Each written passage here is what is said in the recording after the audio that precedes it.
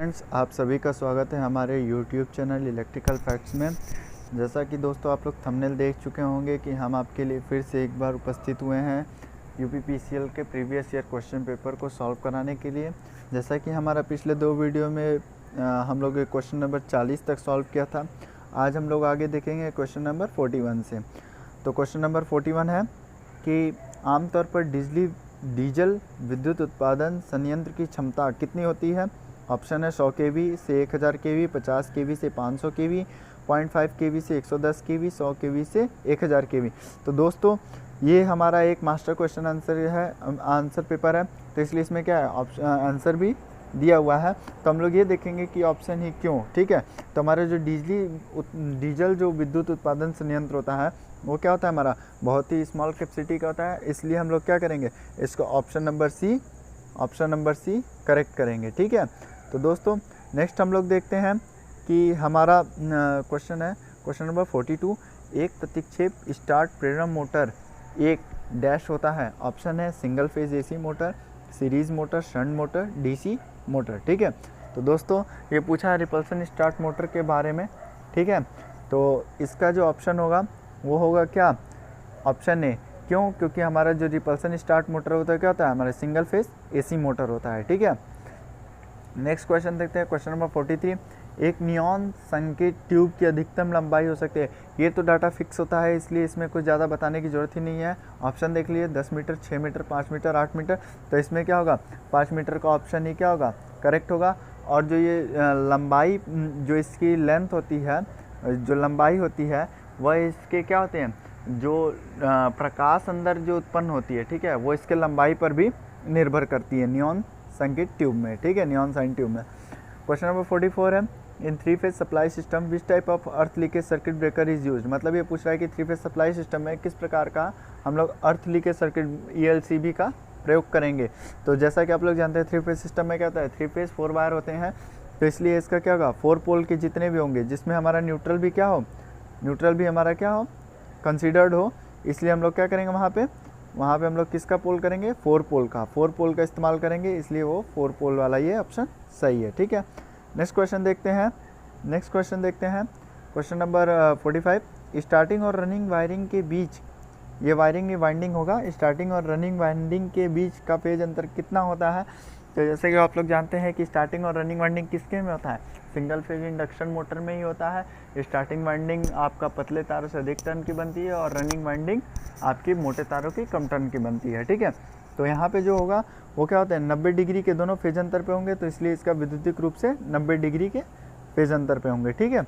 180 पे तो कोई होता नहीं है। अभी 180 पे आपका दोनों वाइंडिंग ट्रांसफार्मर में होता है, और 120 डिग्री पे जो होता है वो 3 phase system, 3 phase induction motor के जितने भी होंगे वाइंडिंग वो कितने पे होंगे, 120 डिग्री पे स्थापित होंगे, ठीक है।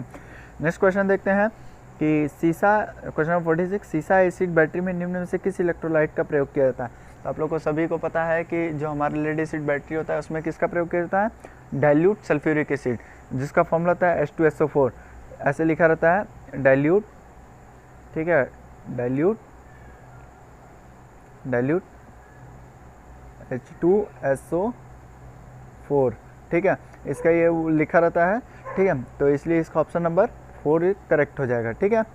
तो अभी देखते हैं नेक्स्ट क्वेश्चन हमारा। नेक्स्ट क्वेश्चन है 47। AC वाइंडिंग में अंतराल कारक, यानी वाइंडिंग के बीच में जो डिफरेंस होती है, यानी पिच फैक्टर जिसे हम लोग कहते हैं, ठीक है। अंतराल मतलब पिच और कारक मीन्स फैक्टर। तो पिच फैक्टर के किसका अनुपात होता है। इस क्वेश्चन में ये पूछा गया कि AC वाइंडिंग में जो हमारा पिच फैक्टर होता है किसका अंतराल होता है। तो हम लोग ये होता है winding pitch upon pole pitch, ठीक है, winding pitch upon pole pitch का ही अंतर होता है। इसलिए इसका आंसर क्या हो जाएगा, सेकंड हो जाएगा। नेक्स्ट क्वेश्चन देखते हैं OCB। जैसे ये हमारा सबको पता है ACB होता है, OCB होता है। तो इसमें पूछा OCB का पूर्ण नेम क्या है, मतलब पूरा नाम क्या है। तो वो है हमारा ऑयल सर्किट ब्रेकर, ठीक है। ऑयल सर्किट ब्रेकर OCB का पूरा नाम होता है। उसी तरीके से ACB का होता है एयर सर्किट ब्रेकर, ABCB का मतलब होता है एयर ब्लास्ट सर्किट ब्रेकर, ठीक है। और उसके बाद SF6 आता है सल्फर हेक्साफ्लोराइड सर्किट ब्रेकर, ठीक है। सर्किट ब्रेकर के प्रकार में भी आपको ये सारी चीज़ें मिल जाएगी, ठीक। नेक्स्ट क्वेश्चन है क्वेश्चन नंबर 49। जब एक मोटर जब एक मोटर की गति स्थिर है तो स्लिप कितनी होगी? तो स्लिप का आप लोग फॉर्मूला जानते हैं, S बराबर NS minus NR upon NS into 100, ठीक है। तो ये स्लिप का फॉर्मूला होता है। तो यहाँ पे देखिए जब मोटर स्थिर है तो यानी ये जो रोटर वाला कारक है ये क्या है? 0 है। तो 0 है तो NS में से मान लीजिए x था, NS अगर x है तो यहाँ पे लिख देंगे x minus 0 upon x into 100, ये कर देंगे। तो यहाँ पे क्या हो जाएगा?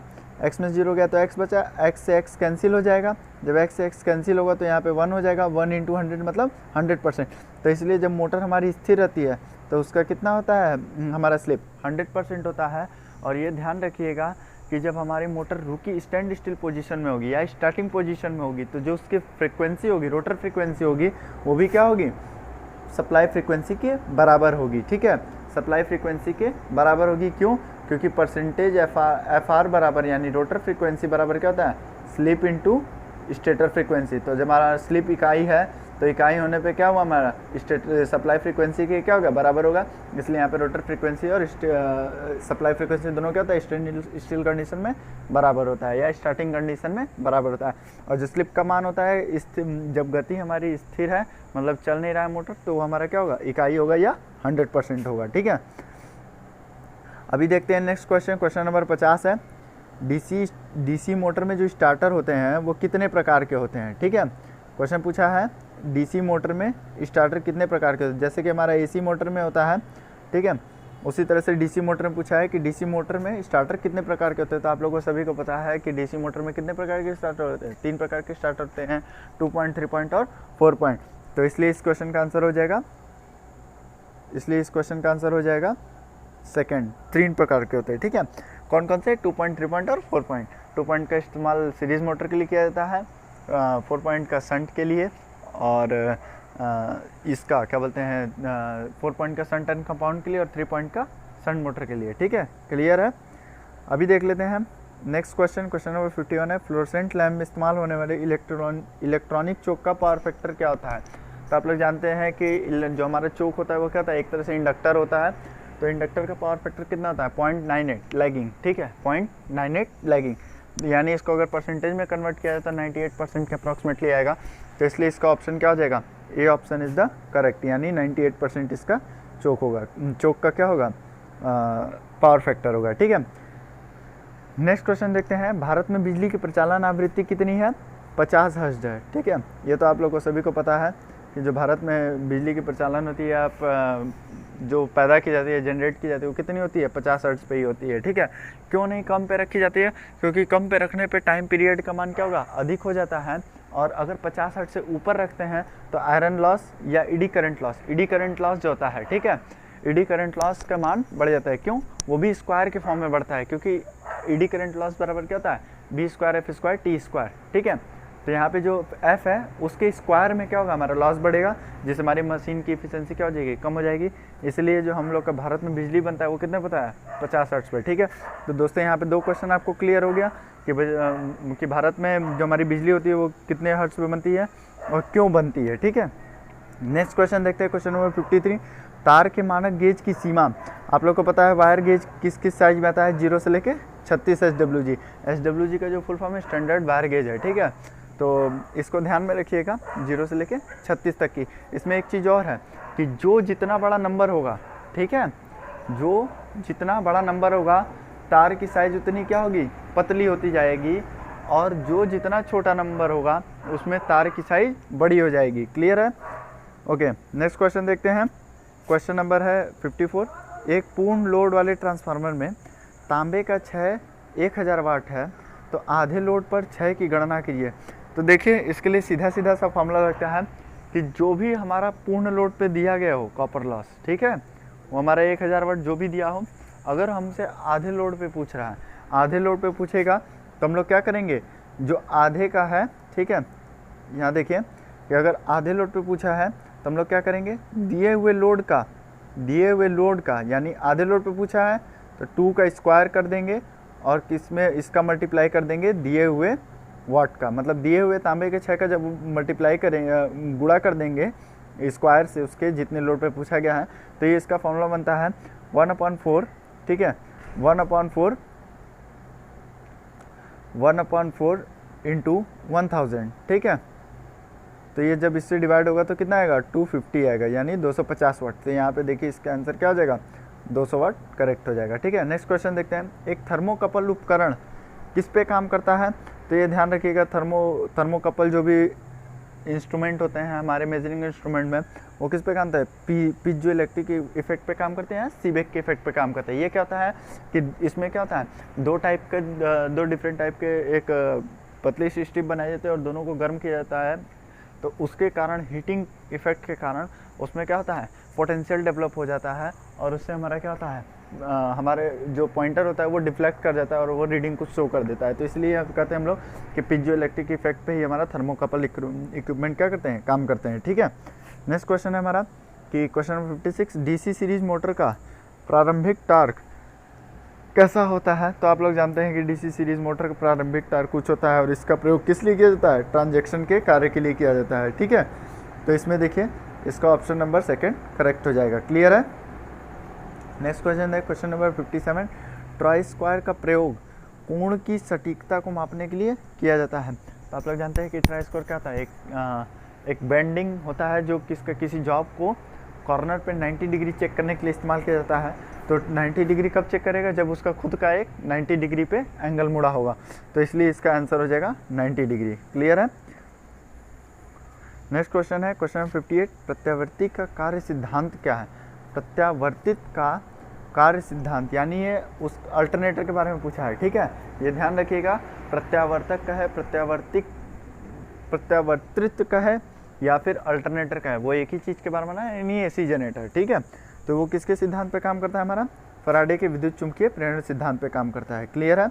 और किरचॉफ का नियम किसमें लगता है, किरचॉफ का आपका नोड सर्किट के लिए लगता है। फ्लेमिंग का आप लोग जानते हैं, फ्लेमिंग के 2 नियम होते हैं, वो दोनों डिफरेंट पे लगते हैं। और एडी करंट नियम किसमें लगता है, डैम्पिंग के लिए इस्तेमाल होता है। ये ध्यान रखिएगा, जो एडी करंट है, ठीक है, एडी करंट का जो वो फार्मूला है वो किस में इस्तेमाल होता है, डैम्पिंग के लिए इस्तेमाल होता है। उसी तरह से हिस्टेरेसिस जो है, ठीक है, हिस्टेरेसिस लॉस का जो है वो आपका इस्तेमाल किस में होता है, मैग्नेटाइजेशन के लिए होता है या परमानेंट मैग्नेट बनाने के लिए किया जाता है, कि जिसका जितना बढ़िया लुक कर वो उतना अच्छा हिस्टेरेसिस परमानेंट मैग्नेट बनेगा, ठीक है।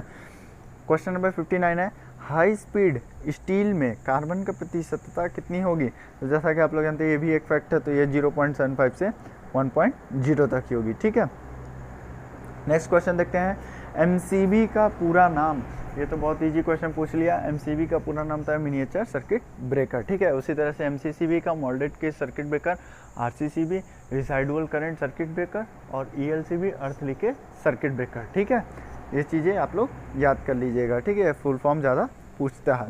क्वेश्चन नंबर 61 है, सजावटी प्रकाश व्यवस्था में श्रृंखला में कई लाइट, ठीक है, किसके द्वारा नियंत्रित करती हैं? तो वहाँ पे एक इक्विपमेंट लगता है जो सजावटी परिपथों को क्या करता है, एक करके ऑन ऑफ करता है। देखे होंगे आप लोग शादी विवाह में क्या होता है, कुछ लाइटें जलती बुझती रहती है, तो उसमें क्या होता है, एक ड्रम स्विच का इस्तेमाल किया जाता है। किसका इस्तेमाल किया जाता है, ड्रम स्विच का इस्तेमाल किया जाता है।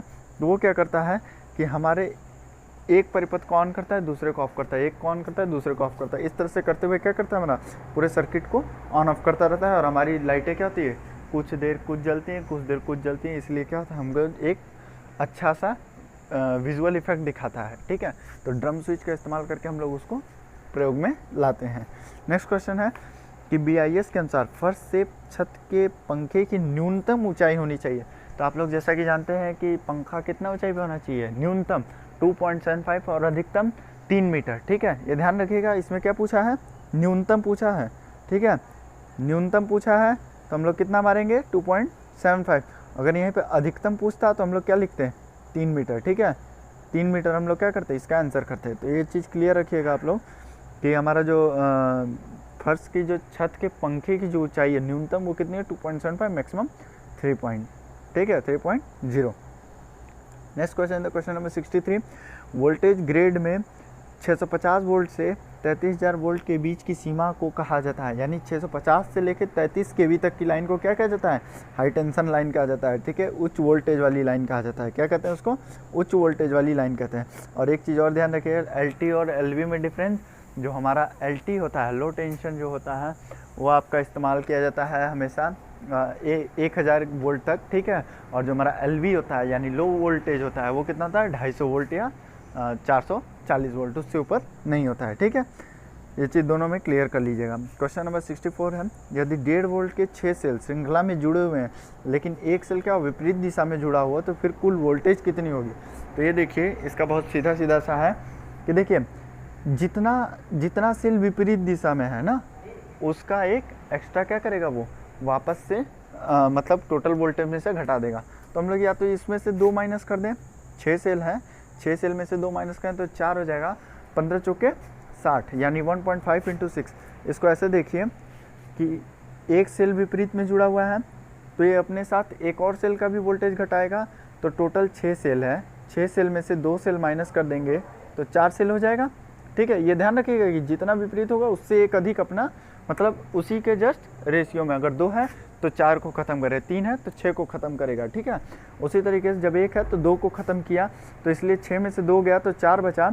और 1 वोल्ट की कितनी वोल्ट है? 1.5 वोल्ट, तो 4 वोल्ट की कितनी होगी? 4 × 1.5 वोल्ट। जब इसको सॉल्व करेंगे तो कितना हो जाएगा? 6 वोल्ट इसका आंसर हो जाएगा। तो इसलिए इसका ऑप्शन ए करेक्ट है, ठीक है, क्लियर है। नेक्स्ट क्वेश्चन देखते हैं, क्वेश्चन नंबर 65, अग्नि अलार्म प्रणाली के भाग क्या क्या हैं, ठीक है। अग्नि अलार्म के प्रणाली के भाग क्या क्या हैं? तो ऑप्शन है घंटी, पंखा, पंप, लैंप, हीटर आदि। क्वेश्चन है हीटर, पंप, घड़ियाँ, पंखा आदि। धुआं और उष्मा इंडिकेटर, घड़ियाँ, डिकैम पैनल, अलार्म पैनल, बैटरी। तो ये देखिए, इसमें उष्मा इंडिकेटर है, डिकैम पैनल और अलार्म पैनल, ये जो क्या होते हैं, ये आपके पहले सेंस करेगा। सबसे पहले डिटेक्टर जो होगा वो क्या करेगा? सेंस करेगा। और बाकी के जो हमारे अलार्म पैनल, डिकैम पैनल वो और घंटियाँ है, वो क्या करेंगे? अलर्ट करेंगी, ठीक है। और उसमें जो 3-4 और हैं, बैटरी है, डिकैम है, ये सब क्या करेंगे? सर्किट को ब्रेक करेंगे, या फिर अलर्ट करने के बाद उसको, सर्किट को क्लियर होने के बाद सर्किट को अपनी दूसरी अवस्था में मैनुअली लाएंगे, ठीक है। तो दोस्तों, ये रही अभी हमारी 65 क्वेश्चन, ठीक है। नेक्स्ट क्वेश्चन देखते हैं, क्वेश्चन नंबर 66, प्रत्यक्ष प्रकाश व्यवस्था में किसी वस्तु पर कितनी रोशनी पड़ती है? ये ध्यान रखिएगा कि ये देखिए इल्यूमिनेशन चैप्टर का है कि हमारे जो लाइटिंग व्यवस्था होती है, हम लोग देखते हैं कि बड़े बड़े शॉप में जाते हैं तो कुछ लाइटें ऊपर की तरफ होती हैं, कुछ लाइटें नीचे आती हैं, कहीं कम रोशनी होती है, कहीं ज़्यादा, या तो पूरी ज़्यादा आती हैं, यानी सेमी डायरेक्ट, इनडायरेक्ट और डायरेक्ट, ठीक है। ये 3 टाइप के होते हैं प्रकाश व्यवस्था। उसमें से ये किसका पूछा है?